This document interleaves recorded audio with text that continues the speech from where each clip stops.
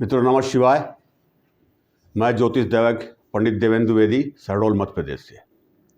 मित्रों, हर व्यक्ति अपने बारे में कुछ ना कुछ जानना चाहता है और अपने भविष्य को झांकता है, और भविष्य को जब झांकता है, भविष्य को जानने के लिए वो ज्योतिष का सहारा लेता है। और ज्योतिष के माध्यम से हम बहुत कुछ अपने बारे में जान सकते हैं। भूतकाल हो, वर्तमान हो, भविष्य हो, आने वाला समय कैसे होगा। और 9 के 9 ग्रह हैं, तो जो 9 के 9 ग्रह हैं ये गोचर में अपना प्रभाव विशेष रूप से देते हैं, जिसमें 4 ग्रह जो हैं महत्वपूर्ण ग्रह, राहु, केतु, गुरु और शनि, ये एक लंबे समय तक किसी एक राशि पर गोचर करते हैं। और शेष सूर्य, चंद्रमा, मंगल, बुध, शुक्र, ये कुछ समय, महीना 1.5 महीने का गोचर इनका होता है। पहले तो हमें ये देखना चाहिए कि जो हमारी जन्म कुंडली है वो महत्वपूर्ण कुंडली है। पूरे जीवन का जो भी लेखा जोखा है, जो भी सुख दुख है, वो हमें हमारी जन्म कुंडली से पता चलता है। जन्म से लेकर के और अंतिम समय तक के बारे में उसमें जाना जा सकता है। और निश्चित रूप से किसी न किसी ग्रह की महादशा चलती होगी, उसमें किसी न किसी ग्रह की अंतर्दशा चलती होगी, और जो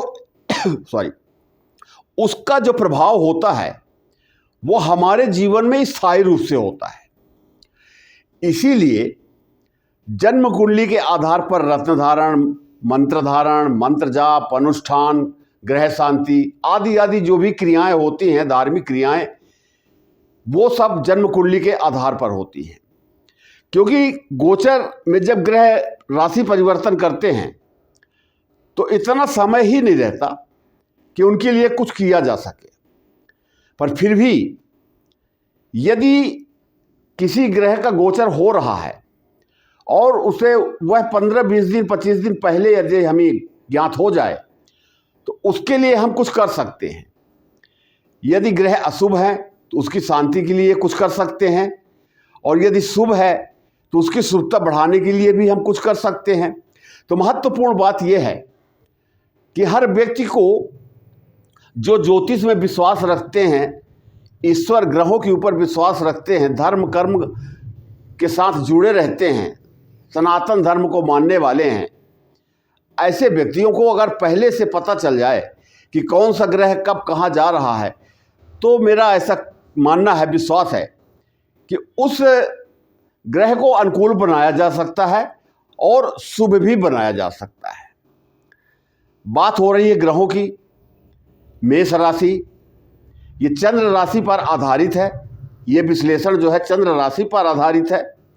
पर मंगल देव जो ग्रहों में विशेष हैं, ग्रहों में विशेष तो सभी 9 के 9 ग्रह विशेष है, महत्वपूर्ण हैं, सभी का प्रभाव जो है हमारे जीवन में पड़ता है।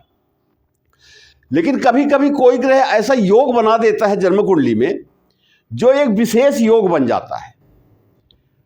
और महत्वपूर्ण बात तो यह है कि ये सभी कुंडलियों में नहीं बनता, किसी किसी कुंडली में बनता है। तो यहाँ पर जैसे आज मेष राशि की हम बात कर रहे हैं, तो मेष राशि के जो जातक हैं उनकी जन्म कुंडली में 10वें भाव में मंगल का गोचर 15 जनवरी 2026 से चालू होगा। पहले वीडियो दे रहा हूँ जिससे सभी लोगों तक ये वीडियो पहुँच सके। हो सकता है बहुत से हमारे जो जिज्ञासु जातक हैं उनकी कुंडली में मंगल की महादशा या मंगल की अंतर्दशा भी चलती होगी। और यहाँ गोचर में 10वें भाव में मकर राशि में मंगल देव 15 तारीख से गोचर सब शुरू करेंगे। अब मकर राशि में जब मंगल जाते हैं तो ये उच्च के हो जाते हैं, ये उच्च की राशि है और ये रोचक योग बनाते हैं। मंगल, बुध, गुरु, शुक्र, शनि, ये 5 ग्रह जो हैं केंद्र के भाव में अपनी स्वयं की राशि में या अपनी उच्च की राशि में जब गोचर करते हैं या जन्म कुंडली में है, तो जन्म कुंडली में जब उस ग्रह की महादशा अंतर्दशा आएगी तब दोनों स्थितियां हैं। तो यहां पर जब गोचर चालू होगा तो ये उच्च की राशि में तो ये रोचक योग बन जाता है। तो मेष राशि के जो जातक हैं लगभग 1.5 महीने का गोचर होता है मंगल का। ये 1.5 महीना जो है बहुत ही महत्वपूर्ण है, बड़ी ही खुशियां देने वाले हैं। और कोई भी ग्रह जिस राशि में गोचर करता है, जिस भाव में गोचर करता है, उसके अनुरूप उसके फल भी होते हैं। तो यहां पर जैसे 10म भाव है, ये 10म भाव जो होता है हमारा कर्म क्षेत्र है। हर व्यक्ति कोई ना कोई कार्य तो करता है, छोटा कार्य करे या बड़ा कार्य करे, पर ये 10म भाव जो है ये बड़ा ही महत्वपूर्ण भाव है। मंगल जो है एक बहुत ही महत्वपूर्ण ग्रह इसको माना जाए कि ये आर्मी में, पुलिस में बड़े उच्च पद दिलाता है, अच्छे पदों में लोग विराजमान होते हैं, बैठते हैं। मंगल से प्रभावित जो व्यक्ति होता है उसमें लोगों को समझाने की बड़ी अच्छी क्षमता होती है, उन्हें कंट्रोल करने की बड़ी अच्छी क्षमता होती है। आक्रोशित तो होते हैं, गुस्सा क्षण क्षण में आता है, लेकिन शांति भी होता है। ये मंगल का स्वभाव है। तो मेष राशि मंगल की ही राशि है और मंगल यहां 10म भाव में उच्च के, तो जितने जातक मेष राशि के हैं या मेष लग्न भी हम कह सकते हैं, आप कभी भी गोचर कुंडली को जब देखते हैं तो अपनी लग्न कुंडली के साथ मिला करके देखें, बड़े अच्छे परिणाम देखने को प्राप्त होते हैं। अब मंगल की स्थिति आपकी जन्म कुंडली में कहां पर है, किस भाव में है, हो सकता है 10म भाव में ही हो, तो ये और अच्छा हो गया। पर यह क्षणिक लाभ ही बहुत कुछ प्रदान कर देता है। ये जो 1.5 महीने का मंगल का गोचर है, ये 1.5 महीना बड़ा ही महत्वपूर्ण है। तो जो मेष राशि के जातक हैं इनके लिए तो बड़ा अच्छा है। मेष राशि शनिदेव का प्रथम चरण भी चल रहा है, शनिदेव अभी निर्बल अवस्था में है। तो यहाँ पर मंगल अपनी राशि को तो पहले देखते हैं, तो यहाँ पर उच्च के मंगल सबसे पहले क्या क्या फल देने वाले हैं। तो यहाँ पर 10म भाव जो है ये हमारा कर्म क्षेत्र है। यहाँ से हम देखते हैं उच्च पद, आर्मी के उच्च पदाधिकारी हो गए, पुलिस के उच्च पदाधिकारी हो गए, आईएएस आईपीएस ये बड़े अधिकारी हो गए, जिनमें एक क्षमता होती है, एक साहस होता है। ऐसे व्यक्तियों को लिए ये मंगल का जो गोचर है ये बड़ा ही महत्वपूर्ण है। ये राजनीति का भी भाव है, सामाजिक प्रतिष्ठा का भाव है। राजनीति से जो लोग जुड़े हैं, कौन लोग, जिनकी मेष राशि है या मेष लग्न में जिनका जन्म हुआ है, ऐसे लोग जिन्हें सफलता प्राप्त नहीं हो रही थी उन्हें सफलता प्राप्त होगी। थोड़ा सा प्रयास करेंगे, कार्य सिद्ध होंगे, सामाजिक प्रतिष्ठा में बढ़ोतरी होगी। ये बड़ा ही महत्वपूर्ण भाव है। इस भाव के बिना जीवन ही नहीं चल सकता। सामाजिक प्रतिष्ठा सबको चाहिए, उच्च पद सबको चाहिए, राजनीति में सफलता सबको चाहिए, बड़े उद्योगपति बड़े व्यापारी हैं उन्हें भी सफलता चाहिए। विशेष करके जो मेष राशि के जातक हैं जिनका उद्योग का कारोबार है, बड़े उद्योगपति हैं और अग्नि से संबंधित जिनका कार्य है, तो आजकल तो वैसे भी छोटे छोटे से कार्यों के लिए भी बिजली का सहारा लिया जाता है। बिजली भी एक अग्नि का ही स्वरूप है।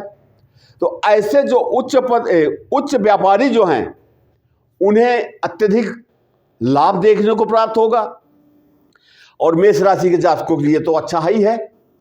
अब हर ग्रहों की अपनी दृष्टि भी होती है। तो यहां पर मंगल की एक दृष्टि तो, 7वीं दृष्टि तो सभी ग्रहों की है, पर मंगल को 2 दृष्टियां अतिरिक्त प्राप्त हैं। एक चौथी दृष्टि है और एक 8वीं दृष्टि है। तो मंगल जिस भाव में बैठते हैं वहां से 4, 7 और 8 ये 3 दृष्टियों से अपना प्रभाव डालते हैं, अच्छा परिणाम देते हैं, शुभ देते हैं या अशुभ देते हैं। तो यहां पर देखिए मंगल रोचक योग बना रहे हैं। आने वाला जो वर्ष है 2026 का मेष राशि के जातकों के लिए बड़ा ही उत्तम है, अच्छे परिणाम लेकर के मंगल देव आ रहे हैं। बाकी और जो ग्रह हैं उनके लिए दूसरा वीडियो बनेगा, पर ये विशेषकर मैंने सोचा कि ये जब रोचक योग बन रहा है तो जो मेष राशि के जातक हैं, मेष लग्न के जो जातक हैं, उन तक ये बात पहुंचनी चाहिए और छोटे छोटे से उपाय करके इसका लाभ लिया जा सकता है। तो यहाँ पर मंगल की जो चौथी दृष्टि है, तो ये चौथी दृष्टि लग्न में पड़ रही है और लग्न में मंगल देव की अपनी स्वयं की राशि है। तो कोई भी ग्रह सबसे पहले तो अपनी राशि को खराब नहीं करता, जैसे कोई व्यक्ति अपने घर को खराब नहीं करता। तो यह मंगल देव की जो राशि मेष राशि है, तो यहाँ पर ये प्रथम भाव होता है। ये प्रथम भाव जो होता है ये व्यक्ति स्वयं का होता है। इसके पर्सनालिटी है, स्वास्थ्य है, सामाजिक प्रतिष्ठा है, उसके विचार हैं, उसका मस्तिष्क है, बहुत सी चीज़ें हैं जो हम प्रथम भाव से देखते हैं। तो यहाँ पर चौथी दृष्टि पढ़ने से, और महत्वपूर्ण बात कि प्रथम भाव जो है केंद्र का भाव भी है और त्रिकोण का भाव भी है। तो जब चौथी दृष्टि मंगल की स्वयं की दृष्टि अपनी ही राशि पर पड़ेगी तो जो लोग अस्वस्थ चल रहे थे उन्हें अच्छे परिणाम देखने को मिलेंगे, विचार उत्तम होंगे। ऐसे लोगों को हनुमान जी की पूजा अवश्य करनी चाहिए।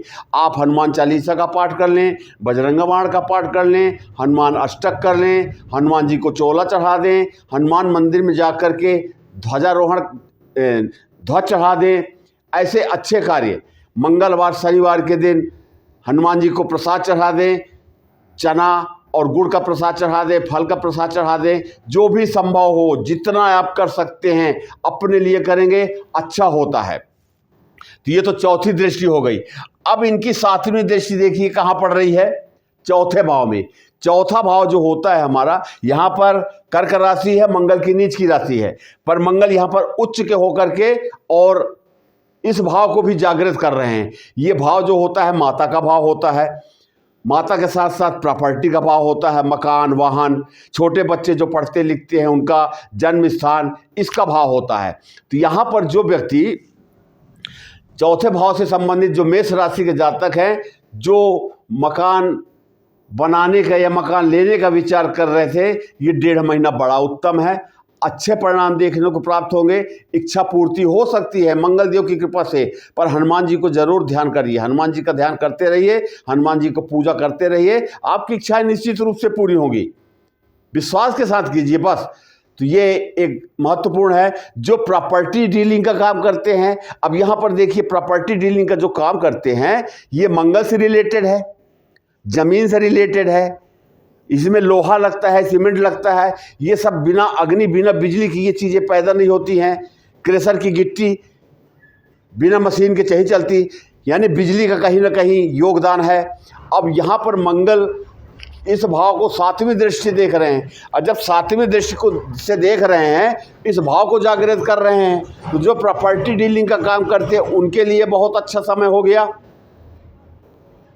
जो वाहन खरीदना चाहते थे, मकान बनाना चाहते थे, अपने लिए प्लाट खरीदना चाहते थे, उनके लिए अच्छा हो गया। मेष राशि के जो जातक हैं जिनकी माता का स्वास्थ्य ठीक नहीं चल रहा था, वो अच्छा होगा। माता से किसी प्रकार की अनबन चल रही थी, वो अनबन दूरी होगी। माने ये 2 भाव मिलकर के और मेष राशि के जातकों को बहुत अच्छा परिणाम देने वाले हैं। और यही तो चाहिए आदमी को, उसको वाहन भी चाहिए, मकान भी चाहिए, संपत्ति भी चाहिए, सामाजिक प्रतिष्ठा भी चाहिए, स्वास्थ्य भी चाहिए। तो मंगल यहाँ पर क्या क्या सभी कुछ दे रहे हैं लगभग। अब मंगल की जो 8वीं दृष्टि है, देखिए सूर्यदेव यहाँ पर हैं। सूर्यदेव सिंह राशि पंचम भाव, ये भाव बड़ा ही महत्वपूर्ण भाव है। अब मंगल देव की 8वीं दृष्टि जो है पंचम भाव में पड़ रही है। अब पंचम भाव के सूर्यदेव जो हैं 14 तारीख को यहीं पर आ जाएंगे। अभी यहाँ पर हैं धनु राशि में, और 14 तारीख को मकर संक्रांति, तो यहाँ मकर राशि में आ जाएंगे, तो मंगल और सूर्य दोनों की युति भी बन जाएगी। और महत्वपूर्ण बात कि दोनों युति के साथ साथ ये दोनों ग्रह जो हैं अग्नि तत्व ग्रह हैं और दोनों मित्र हैं, ये दोनों ग्रह मित्र हैं। अब यहां पर सूर्यदेव जब बैठेंगे तो इनकी एक ही दृष्टि है, 7वीं दृष्टि, तो मंगल के साथ साथ 7वीं दृष्टि सूर्य की भी पड़ेगी। अब यहां मंगल की मैं बात करता हूं तो सूर्य की राशि पर 8वीं दृष्टि मंगल की पड़ रही है और मंगल के साथ वो युति बना रहे वो अलग, तो ये बड़ा महत्वपूर्ण हो जाता है। अब पंचम भाव जो होता है जन्म कुंडली का, बड़ा ही महत्वपूर्ण भाव है और इस भाव से बहुत से लोग जुड़े हैं, बहुत से लोग जुड़े हैं। ये भाव जो होता है ये विद्या बुद्धि संतान का भाव होता है। सट्टा जुआ लॉटरी जो नहीं करना चाहिए, हर व्यक्ति को इससे दूर रहना चाहिए, ये उसका भाव है। शेयर मार्केट का भाव है, इन्वेस्टमेंट का भाव, म्यूचुअल फंड का भाव, जहाँ से हम मंथली या क्वार्टरली, हाफ ईयरली जो हम लाभ प्राप्त करते हैं उसका भाव है। बहुत से लोग शेयर मार्केट का काम करते हैं, उसका भाव है ये। बड़े पर्दे के जो कलाकार हैं, सिनेमा के कलाकार, टीवी के कलाकार, गीतकार, संगीतकार, लेखक, इसका भाव है। और सबसे ज़्यादा युवाओं के लिए ये प्रेम संबंध का भी भाव है। तो 8वीं दृष्टि मंगल देव की यहाँ पड़ रही है। सूर्य की राशि में सूर्य देव मंगल के साथ बैठे हैं, कितना अच्छा योग बन रहा है। तो जो लोग पंचम भाव से संबंधित कार्यों से जुड़े हैं और मेष राशि के जातक हैं या मेष लग्न के जातक हैं, उन्हें बहुत ही अच्छे परिणाम देखने को प्राप्त होंगे। तो ये मंगल का जो गोचर हो रहा है मेष राशि के जातकों के लिए, ये आने वाला, माने मैं ये बोलूँ 15 जनवरी से लेकर के फरवरी लास्ट तक, ये बड़ा ही अच्छा योग बना हुआ है, रोचक योग बना हुआ है। साहस, पराक्रम इसकी प्राप्ति होगी, जिसके बल पर आप अपने कार्यों को संपन्न कर पाएंगे। और जब कार्य संपन्न होंगे आप उत्साहित होंगे, उत्साह के साथ दौड़ेंगे और अपने कार्यों को पूर्ण करेंगे। विश्लेषण के अनुसार ऐसा मैं कह सकता हूं। मित्रों, ये छोटी छोटी सी जानकारी अवश्य होती है, लेकिन बड़ी ही महत्वपूर्ण जानकारी होती है। अब ये जानकारी आपको अगर गोचर के 15 दिन पहले, 10 दिन पहले प्राप्त हो जाए और आप उसके लिए कुछ कर लें, तो ये तो महत्वपूर्ण बात हो जाती है कि खराब ग्रह भी जो है वो शांत हो जाता है। तो मेष राशि के जातकों को बहुत बहुत धन्यवाद, बहुत बहुत बधाई। और यहाँ पर मैं हमेशा की तरह आपसे बोलूँगा कि व्हाट्सएप नंबर है, दिया इसलिए जाता है कि आप मुझसे संपर्क कर सकें, मैं आपसे संपर्क कर सकूं। लेकिन हमेशा एक प्रार्थना है मेरी कि आपकी जो भी समस्याएं हो, किसी भी प्रकार की समस्या हो, आप ज्योतिषी परामर्श चाहते हैं, कुंडली का विश्लेषण कराना चाहते हैं, उपाय जानना चाहते हैं, तो दिए गए नंबर में आप अपना नाम, जन्म तारीख, जन्म समय, जन्म स्थान, जिला, प्रदेश और देश लिख करके मैसेज कर दीजिए। पर अपनी समस्याओं को आप गोपनीय रखें, क्योंकि आपकी समस्या कुंडली से पता चलती है और उन्हीं समस्याओं को लेकर के मैं एक एक भाव की जब बात करता हूं तो लगभग सभी समस्याएं सामने आ जाती हैं। और इसके पश्चात फिर मैं आपसे स्वयं पूछता हूं कि आपके मन में और कोई प्रश्न शेष रह गया हो तो बताइए, तो उसका भी विश्लेषण अंत में हो जाता है, कोई प्रश्न शेष नहीं रह जाता। आपकी जन्म कुंडली में सबसे खराब ग्रह कौन सा है? मैं अनुभव की मैं बात बता रहा हूं कि जन्म कुंडली में बड़े अच्छे योग बने रहते हैं, बड़े अच्छे योग रहते हैं और उन्हें देख करके हम प्रसन्न हो जाते हैं कि किसी की कुंडली में शश योग है, हंस योग है, रोचक योग है, गजकेसरी योग है, लक्ष्मी योग है, बहुत से योग बनते हैं, सैकड़ों योग। और हम जन्म कुंडली में देखते हैं कि इस ग्रह महादशा की अंतर्दशा प्रत्यंतर दशा इस समय चलेगी, हमें लाभ होगा। लेकिन जब ज्योतिषी गणित से हम उसे निकालते हैं तो पता चला वही ग्रह, योग कारक ग्रह जो आपकी कुंडली का है, वही ग्रह आपकी कुंडली में अशुभ हो गया। अब क्या किया जाए? तो उसकी अशुभता को कैसे दूर करें? आपका स्वास्थ्य कैसा होगा, धन कितना होगा, परिवार से बनेगी नहीं बनेगी, जीवन में परिश्रम कितना करना पड़ेगा, सुख सुविधाएं, मकान, वाहन आदि आदि हमें प्राप्त होगी, किस मात्रा में प्राप्त होगा, हमारे बच्चे पढ़ाई लिखाई करेंगे नहीं करेंगे, हमारा प्रेम संबंध कैसे होगा, हम शेयर मार्केट का काम करें कि नहीं करें, रोग शत्रु कर्जा हमारे ऊपर होगा नहीं होगा, कैसे होगा, हमारा दाम्पत्य जीवन कैसे होगा, आफ्टर मैरिज, विवाह उपरांत घर में पति की चलेगी कि पत्नी की चलेगी, डाइवर्स का तो टेंशन नहीं है, आयु मृत्यु हमारी, हमारा भाग्य कितना साथ देगा, हमें किस क्षेत्र में कार्य करना चाहिए, हमारी आय क्या होगी, व्यय कितना होगा, बैंक बैलेंस कितना होगा। बहुत सी बातें हैं, बहुत से प्रश्न हैं जो पूरे जन्म से लेकर के अंतिम समय तक, 0 से लेकर के 20 वर्ष तक आपका जीवन कैसा होगा, 20 से 40 वर्ष तक कैसा होगा, 40 से 60 वर्ष तक कैसा होगा, वृद्धावस्था कैसी होगी, वृद्धावस्था में हमारे पास धन होगा नहीं होगा, पैसा होगा नहीं होगा, संतान का सुख प्राप्त होगा नहीं होगा, संतान की प्राप्ति होगी नहीं होगी। बहुत से प्रश्न हैं, कहाँ तक पढ़ूंगा? इन सभी प्रश्नों का उत्तर जो है आपकी कुंडली देती है। इसीलिए मैं कहता हूं कि कोई प्रश्न शेष रह नहीं जाता। अगर आपको ये वीडियो अच्छा लगा हो तो इस वीडियो को दूसरों तक भी पहुंचाएं, इसे शेयर करें, लाइक करें। ये धर्म का काम है, पुण्य का काम है। आपके माध्यम से यदि किसी का भला होता है तो कितनी अच्छी बात है। हम उल्टे सीधे वीडियो को देख करके बहुत से लोग, हमारे परिवार के लोग हैं, भाई हैं हमारे, वो जिन वीडियो को लाइक नहीं करना चाहिए, नहीं देखना चाहिए, ऐसे वीडियो को देख करके अपने मस्तिष्क को भी खराब करते हैं, अपने विचारों को भी खराब करते हैं और उसे शेयर भी करते हैं, लाइक भी करते हैं। तो ये अध्यात्म से जुड़ी, ज्योतिष से जुड़ी बातों को तो आप लाइक कर सकते हैं, शेयर कर सकते हैं। आपका एक लाइक मेरा मनोबल बढ़ाता है और मैं और मेहनत करता हूं, मुझे अच्छा लगता है। इन्हीं शब्दों के साथ मैं अपनी वाणी को विराम देता हूं। आप सभी का जीवन सुखमय मंगलमय हो। कमेंट्स में जय बजरंगबली लिखना ना भूलें, जरूर लिखिए।